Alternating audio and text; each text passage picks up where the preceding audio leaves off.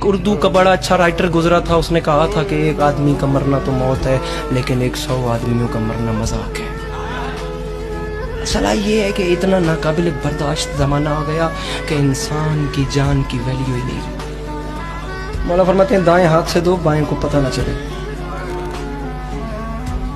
Ration جو ہی تھمایا گیا selfie کے ساتھ، جو مر رہا تھا بھوک سے غیرت سے مر گیا۔